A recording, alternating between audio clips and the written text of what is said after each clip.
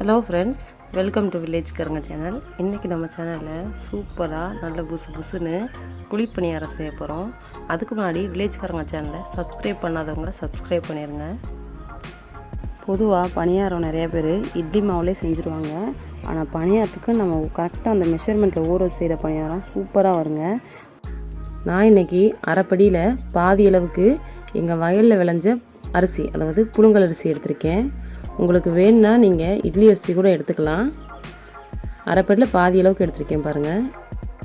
அது கூட நான் திரும்ப பாதி அளவுக்கு பச்சரிசி போடுறேன்.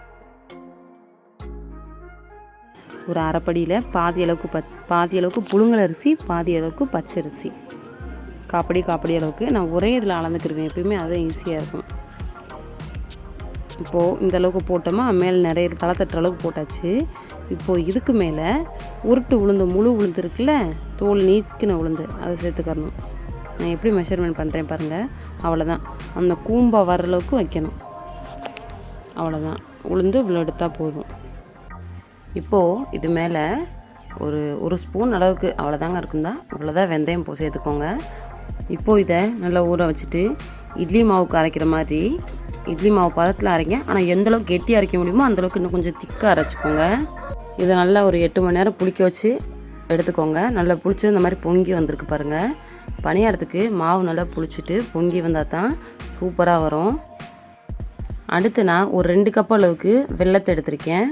அதில் சும்மா ஒரு 1/4 டம்ளர் அளவுக்கு தண்ணி சேர்த்துட்டு இந்த வெல்லத்தை அடுப்பில் நல்லா கரைச்சி எடுத்துருங்க. தண்ணி கொஞ்சம் போல் சேர்த்தா போதும். ஏன்னா வெல்லத்தை நம்ம கரையை வச்சு தான் சேர்க்க போகிறோம். ரொம்ப தண்ணி சேர்த்துட்டோன்னா பணியாரத்துக்கு மாவு ரொம்ப தண்ணி ஆயிரும். இப்போ பாருங்கள், ஜஸ்ட்டு வெல்லம் வந்துட்டு கரைஞ்சிருச்சு. இப்போ அடுப்பை ஆஃப் பண்ணிக்கலாம்.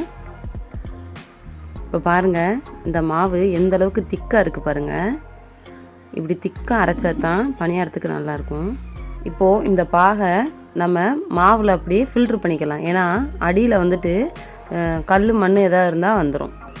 இரும்பு சலடை பயன்படுத்திக்கோங்க. பிளாஸ்டிக் பயன்படுத்துனீங்கன்னா உருகிரும். இல்லை உங்களுக்கு பிளாஸ்டிக் தான் இருக்குன்னா ஒரு 5 நிமிஷம் வச்சுட்டு அந்த பாகு கொஞ்சம் சூடு ஆறுனதும் ஃபில்ட்ரு பண்ணிக்கோங்க. இப்போது அந்த பாகையும் மாவையும் நல்லா கலந்து வச்சுருங்க. நான் ஆல்ரெடி மாவு கரைக்கிறப்பவே உப்பு போட்டு வச்சனால இப்போ நான் உப்பு சேர்க்கலை. இப்போது இதில் ஒரு 1/2 ஸ்பூன் அளவுக்கு நான் ஏலக்காய் தூள் சேர்த்துருக்கேன். இதை நல்லா கலந்து வச்சுருங்க. இப்போது ஒரு பணியார் சட்டி அடுப்பில் வச்சுட்டு நல்லா ஹீட் பண்ணிக்கோங்க. உங்களுக்கு தேவையான அளவுக்கு எண்ணெய் இல்லைன்னா நெய் சேர்த்துக்கோங்க. நான் இன்றைக்கி எண்ணெய் தான் பயன்படுத்துகிறேன். இப்போது ஒரு கரண்டியில் மாவு எடுத்துட்டு பணியார குழியில் ஒரு 3/4 அளவுக்கு ஊற்றிக்கோங்க. ஃபுல்லாக ஊற்றுனீங்கன்னா மாவு ஃபுல்லாக பொங்கி வெளியில் வந்துடும். 3/4 அளவுக்கு ஊற்றினா தான் அது வெந்து வர்றப்ப புஷ்ஷுன்னு வர்றப்ப அந்த குழி அளவுக்கு கரெக்டாக இருக்கும்.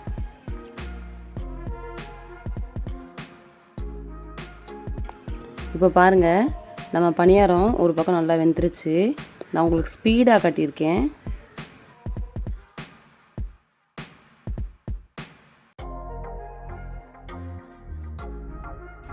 இப்போ பணியாரம் ஒரு சைடு நல்லா வெந்துருச்சு. இதை திருப்பி விட்டுக்கலாம். என் ஹஸ்பண்டுக்கு கொஞ்சம் பணியாரம் கருகின மாதிரி இருந்தால் தான் பிடிக்கும். அதான் கொஞ்சம் நல்லா ஒரு 2 நிமிஷம் கொஞ்சம் சேர்த்து வேக வச்சுருக்கேன். உங்களுக்கு வேணும்னா கொஞ்சம் முன்னாடியே நீங்கள் திருப்பிக்கோங்க. பாருங்கள், இவ்வளோ அழகாக இருக்குன்னு நல்லா கருன்னு இருக்குது பணியாரம். இதை அடுத்த சைடு திருப்பி போட்டால் ஒரு 10 செகண்ட்லேயே வெந்துடும். இப்போ பாருங்கள், பணியாரம் வெந்துருச்சு 2 பக்கமும். இதை எடுத்துடலாம்.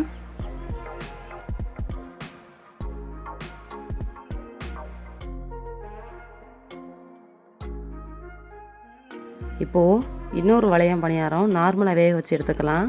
இப்போ நான் எல்லா குழியிலையும் எண்ணெய் ஊற்றிட்டேன். அதில் மாவை ஊற்றி ஃபில் பண்ணிடலாம். உங்களுக்கு எண்ணெய் பற்றினா லைட்டாக மேலே சேர்த்துக்கோங்க. இப்போ ஒரு சைடு வெந்திருக்கும், இது திருப்பி போட்டுக்கலாம். இது பாருங்கள், லைட் எல்லோயிஷாக பார்க்கவே அழகாக இருக்குது. எனக்கு இந்த மாதிரி இருந்தால் தான் பிடிக்கும். பணியாரம் சூப்பராக வெந்துருச்சு. இப்போ நம்ம எடுத்துடலாம் எல்லாத்தையும்.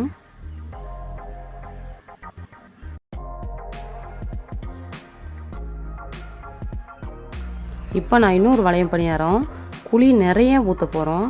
அந்த மாதிரி குழி நிறைய ஊற்றுறதுனால பணியாரம் வந்து நல்லா பெருசு பெருசாக நல்லா குண்டு குண்டு பணியாரமாக இருக்கும். நான் எப்பயும் போல் எண்ணெய் ஊற்றிட்டு நிறையா மாவு ஊற்றிருக்கேன். நிறையா மாவு ஊற்றினா பாருங்கள் சைடில் எப்படி ஒன்றோட ஒன்று ஒட்டிக்கிறதா. ஆனால் இது ஒன்றும் பிரச்சனை இல்லை உங்களுக்கு. நான் இப்படியும் ஊற்றுவேன், பணியாரம் கொஞ்சம் பெருசாக வேணால் அப்படி ஊற்றுவேன். அங்கே பாருங்கள் பணியாரம் நல்லா குண்டு குண்டாக தெரியுதா. சைடில் ஜாயிண்டாக இருந்துச்சுன்னா லைட் அப்படி எடுத்துட்டோன்னா எடுக்க வந்துடும்.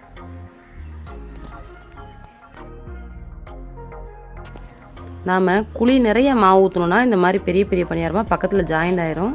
ஒன்றும் பிரச்சனை, அதை எடுத்து விட்டு எடுத்துக்கலாம்.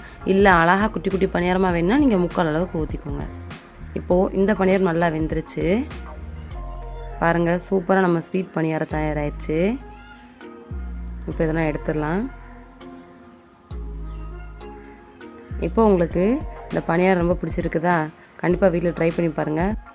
என்ன தான் நம்ம இட்லி மாவு ஊற்றினாலும் பணியாரத்துக்கு மாவு செய்கிறப்ப பணியாரம் சூப்பராக புசு புசுன்னு வருங்க. கண்டிப்பாக ட்ரை பண்ணி பாருங்கள். அடுத்த ரெசிபி சந்திக்கலாம்.